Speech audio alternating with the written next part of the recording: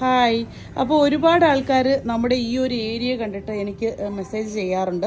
നമുക്കും ഇതുപോലൊരു area create ചെയ്യണം, ഒരു ഫോളിയേജ് ഏരിയ ക്രിയേറ്റ് ചെയ്യണം, അതിനായിട്ട് കുറച്ച് റീസണബിൾ ആയിട്ടുള്ള ആന്തൂറിയംസ് കൊണ്ടുവരണം എന്നും പറഞ്ഞ് കുറേ ആൾക്കാർ മെസ്സേജ് ചെയ്തിട്ടുണ്ട്. അപ്പോൾ നമുക്ക് ഇക്കോ ജനറയിൽ നിന്ന് വരുന്ന പ്ലാന്റുകളൊക്കെ ഭയങ്കര കോസ്റ്റ്ലി ആയതുകൊണ്ട് അപ്പോൾ എല്ലാവർക്കും ഒന്നും അത് പർച്ചേസ് ചെയ്യാൻ പറ്റത്തില്ല. അപ്പോൾ അതുകൊണ്ട് ഒരു 1000 to 3000-നകത്താണ് നമുക്ക് ഒത്തിരി എൻക്വയറി വന്ന് കിടക്കുന്നത്. അപ്പോൾ ആ റേഞ്ചിലുള്ള കുറേ ആന്തൂറിയംസ് നമ്മൾ കൊണ്ടുവന്നിട്ടുണ്ട്.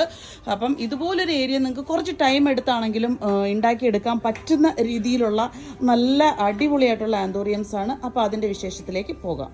കേസ് ദേ ഈ ഇരിക്കുന്ന പ്ലാന്റ്സുകളാണ്. നിങ്ങൾക്ക് ആവശ്യമുള്ള പ്ലാന്റ്സുകൾ ഇതിൽ നിന്നും സെലക്ട് ചെയ്തെടുക്കാം. പല റേഞ്ചാണ്, 1000 to 3000 റേഞ്ചിൽ വരുന്ന ആന്തൂറിയംസ് ആണ് ഈ ഇരിക്കുന്നത്.